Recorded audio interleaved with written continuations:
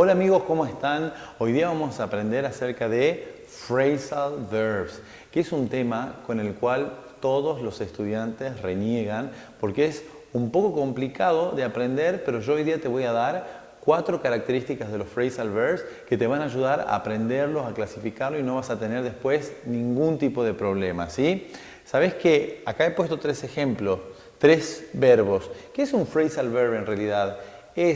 Nosotros les llamamos en español verbos frasales, ¿sí? O también se les dicen son frases idiomáticas, ¿verdad?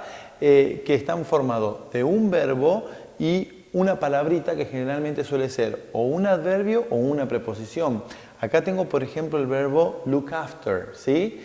Es un phrasal verb que significa cuidar. Ese es generalmente el problema que como hispanohablantes nosotros tenemos, que el verbo, por ejemplo, significa mirar, ¿verdad?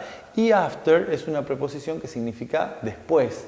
Entonces, al decir look after, nos cuesta a nosotros como hispanohablantes asociar ese sentido, retenerlo y no solo eso, sino poder practicarlo, ponerlo en práctica, porque cada phrasal verb sigue una estructura, ¿verdad? Que es eso lo que vamos a ver hoy, ¿sí? Entonces, tenemos phrasal verbs que están formados de 2 palabritas. Por ejemplo, acá tengo otro ejemplo, pass away, que significa fallecer, ¿verdad? Morir.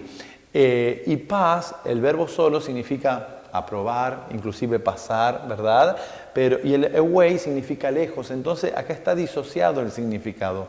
Muchas veces, y como veremos en otros videos, porque este simplemente es la parte número 1, es una introducción a phrasal verbs, lo que vamos a ver es que muchas veces esta palabrita sí está relacionada o tiene sentido, es fácil encontrarle sentido, pero en muchas otras, en su gran mayoría diría yo, es muy difícil hacer esa asociación, entonces tenemos que aprender a discernir por el contexto, a escribir ejemplos, a leer muchos ejemplos y así nos vamos a ir familiarizando con la forma.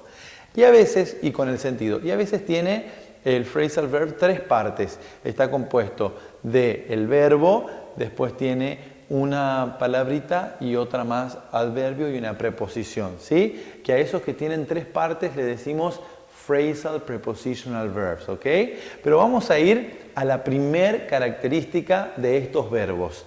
Número 1, estos verbos pueden ser intransitive or transitive. Quizás estas palabras son difíciles de recordar, pero cuando decimos intransitive, queremos decir que el verbo no requiere objeto, por eso yo escribí ahí no object. Quizás eso te sea más fácil de recordar, que al verbo no le va a seguir nada porque no tiene ningún objeto. En el diccionario, cuando estás estudiando, ¿verdad? Vas a encontrar entre estos square brackets, ¿sí?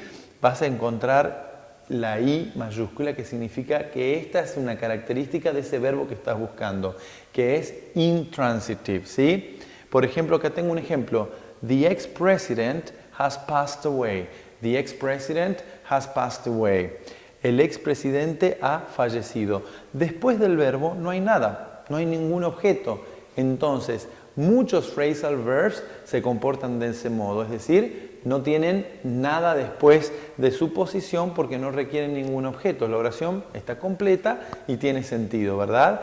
Eso significa intransitive.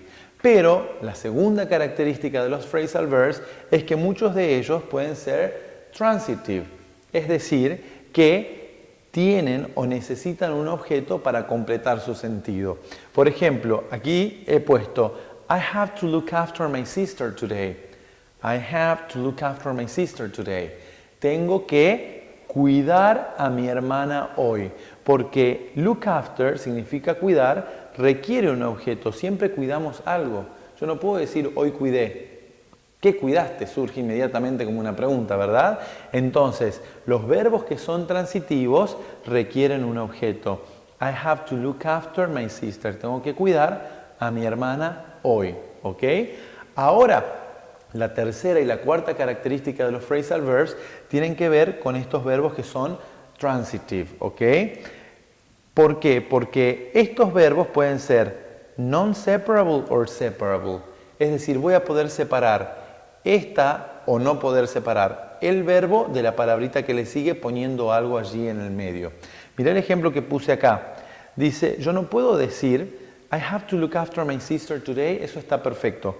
Pero no puedo decir I have to look her after, ¿verdad? No puedo interrumpir el verbo y separar el verbo de la palabrita que le sigue al ponerle el objeto en el medio, ¿sí?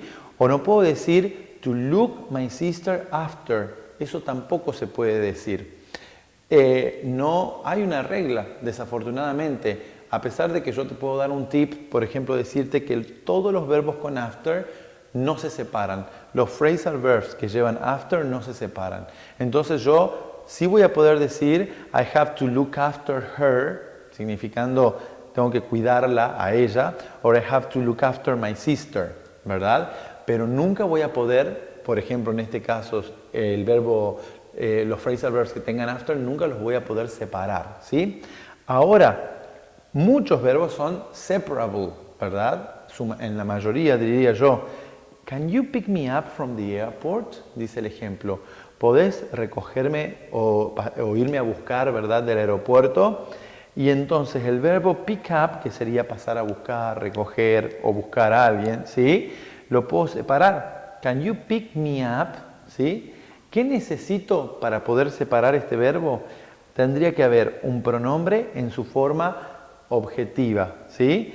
Pick me up, pick him up or pick us up, ¿ok?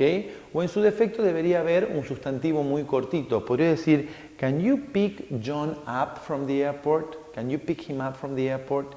Can you pick my brother up from the airport? ¿Sí? Muchas veces vamos a poder separar el verbo de la palabrita, ¿sí? Poniendo un objeto en el medio, cuando se trata de un pronombre o cuando es muy cortito lo que queremos decir, ¿sí? Entonces, ¿cuándo voy a poder yo saber si el verbo es separable o non-separable? No hay modo. Voy a tener que recurrir al diccionario y en el ejemplo, y a medida que vaya practicando, voy a decir si es que algo es separable o non-separable, porque no existe una regla general que podamos aplicar, ¿sí? Entonces, esto ha sido una introducción. Te animo a que en el diccionario y con los ejemplos puedas ir los phrasal verbs que vas aprendiendo, clasificarlos, porque no son difíciles, es cuestión de poder entender cómo se comportan respecto a su estructura y si son separable o non-separable. Habrá más videos de phrasal verbs, no te olvides suscribirte, no olvides también seguirme en Instagram y en Facebook.